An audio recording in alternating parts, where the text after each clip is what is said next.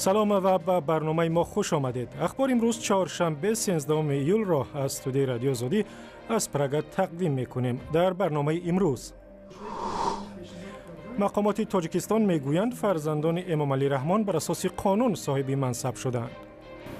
من درباره آزاده رحمان یگان چیز نفهمیدم. تلویزیون سفینه سبب خودداری از پخش ترانه سیاسی افضل شادی آوازخوانی شناخته را شرح داد. با چشمش ریخت گریه کرد. شش تا مثلا بعضی چیزا هست که از جهت اتیکی در تلویزیون همه نشون داده نمیشه. با زیاد شدن تعداد قربانیان در مناقشه کشمیر دبیر کلی سازمان ملل متحد هندو پاکستان را به خویشتن‌داری دعوت کرد. اما پیش از این همه تفصیل خبرها. مقامات اگنتی خدمت دولتی میگویند صاحب مقام بودن فرزندان امام علی رحمان رئیس جمهوری تاجیکستان درست و قانونی است. در این باره رئیس این نهاد در یک نشست خبری در دوشنبه روز 12 ایول صحبت کرد. در قانونگذاری جمهوری تاجیکستان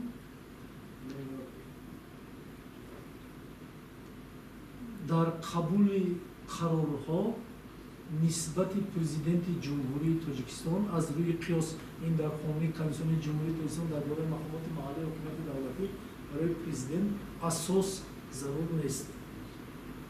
هم در وقتی تعیین کردن هم در وقتی آزاد کردن و از روی قیاس حقوقی در همه ساحه‌ها استفاده برده میشه. این یک طرفی مسئله.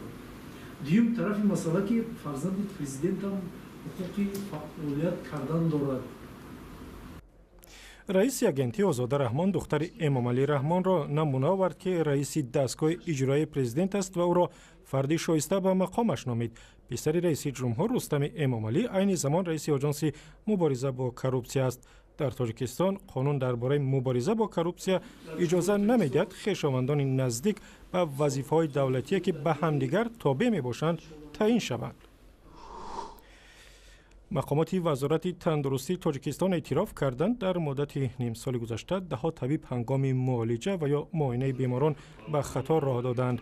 نمایندگان وزارت روز 12 ایول در یک نشست خبری گفتند در این مدت 68 خطای فنی و اصولی طبیبان را ثبت کردند و آنهایی که خطا کردند تنبیه گرفتند. من فکر می‌کنم که ما طبیبان حقوق معنوی خطا کردن نداریم. لیکن متاسفانه این روزها هست ما با علاهیدگی در بسیار راستیگر طرف آمارش با علاهیدگی بودن بسیار مشکل است. لیکن ما شما را باور میکنیم که هر یک حادثه که است هر یک حادثه یا فالت مدرعی یا دیگر کارهایی که میشود ما همه وقت خبر میابیم و کوشش میکنیم که سر وقت گناهکار هم جزاش بگیرم و اساسش مسئله که در آینده با این کارها در تاجیکستان شکایت از آن زیاد است که طبیبان جوان تجربه و دانش کافی ندارند و بیماران را درست معالجه نمی کنند و بعضی از آنها می فوتند. ولی مقامات وزارت گفتند در 6 ماه گذشته حادثه مرگ بیماران در نتیجه خطای طبیب ثبت نشده است.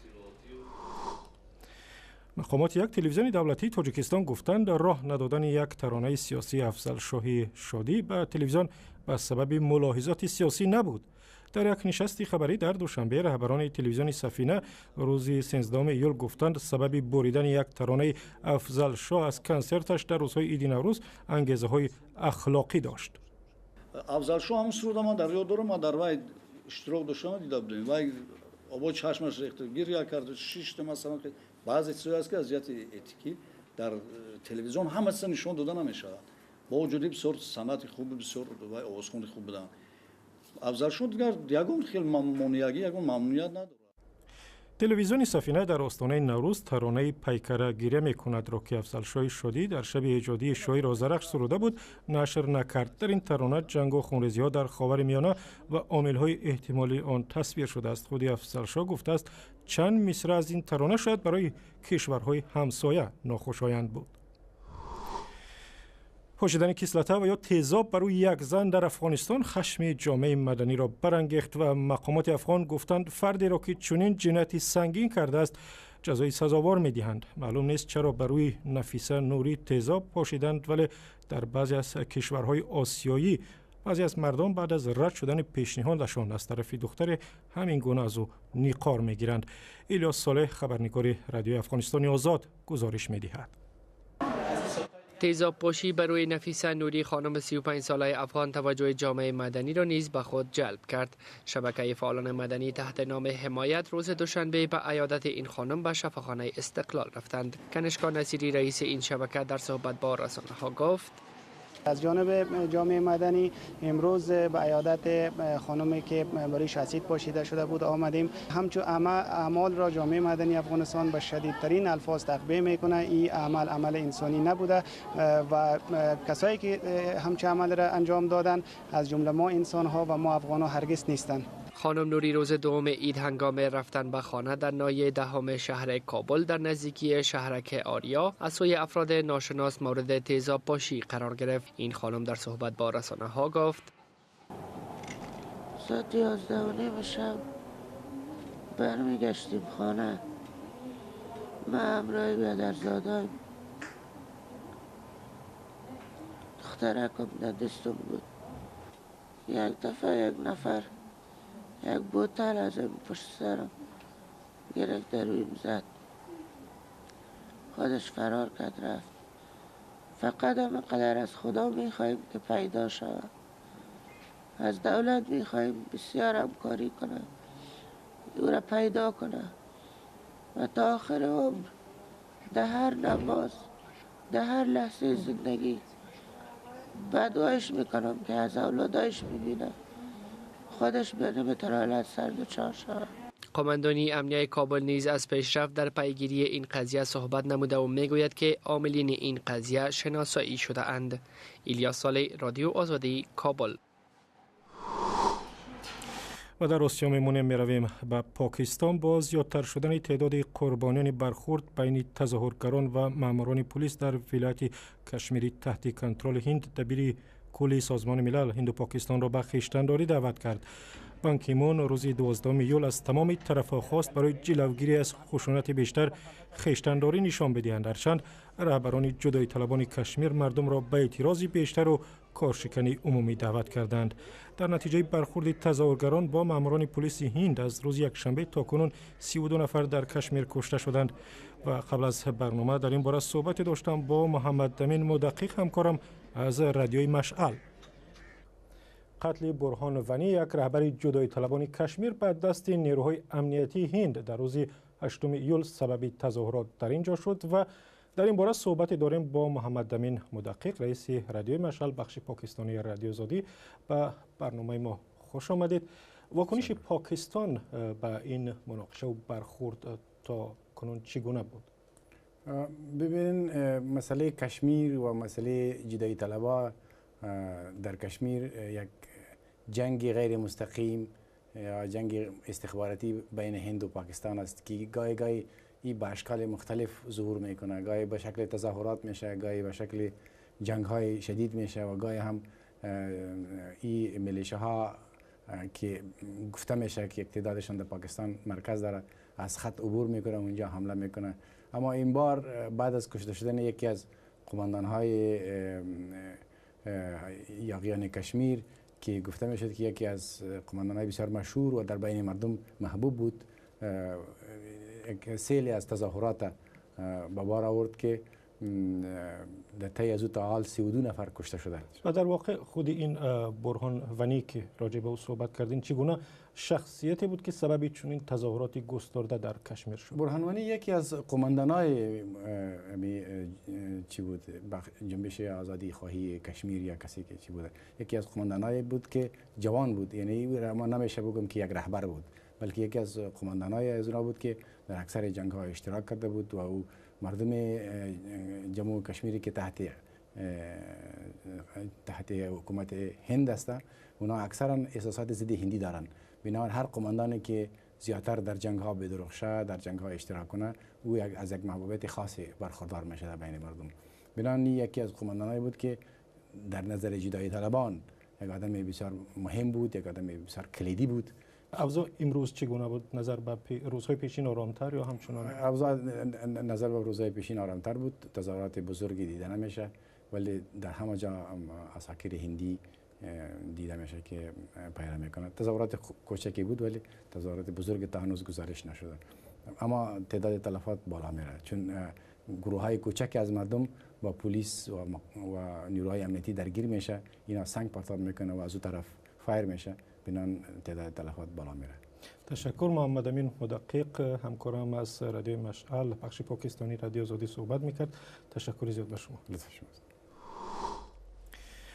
آزمایشات در موش و کرم‌ها نشان دادند یک مولکول انار که در تاجیکستان زیاد است نمیگذارد عضلات و یا موشک‌های انسان زود پیر شود.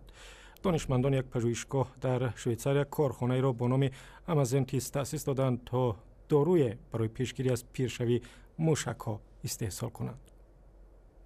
آزمایشات در موش و کرم‌ها نشان دادند یک مولکول انار که در تاجیکستان زیاد است نمیگذارد عضلات یا موشک‌ها زود پیر شوند. دانشمندان پژوهشگاه APFL در شویتزار کارخانه‌ای را با نام امازنتیس تأسیس دادند تا دارو برای پیشگیری از پیرشوی موشک‌ها را استحصال کند. انار یاسین شاید شما را از تمام بیماری‌ها امین نگاه داشتن نتواند، اما تحقیق دانشمندان شویتزار ثابت کرده است که انار اثر پیری را کمتر می‌کند. کار در آزمایشگاه ما نشان داد که چگونه ماده‌های ترکیب این میوه با پیرشوی و بیماری‌های وابسته به پیری مقابله می‌کنند. وقتی ما انسان‌ها پیر می‌شویم، جریان میتافجی یعنی احیای حجایره‌ها سست می‌شود و موشک‌های ما نیز به تدریج ضعیف می‌شوند. آورویکس میگوید وقتی هضم دانه‌های انار در معده، یک میکروب آن با باکتری موجود در روده‌های انسان یکجا می‌شوند و ماده را با نام اورولتین A به وجود می‌آورند. این ماده در نوبت خود به احیای حجایره‌ها آغاز نو می‌بخشد. کار ما نخستین بار اهمیت میتافگی در جریان پیرشوی را نشان داد. بر علاوه ما یک ترکیب در محصولات طبیعی را کشف کردیم که میتواند جریان میتافگی را فعال کند و با بیماری‌های به مثل سستی، تنزل موشک‌ها و بیماری‌های ایام پیری ممانعت کند. آزمایشان نشان دادند کرم‌هایی که زیر تأثیر اورولتین A ماندند عمرشان 50% دراز شده است.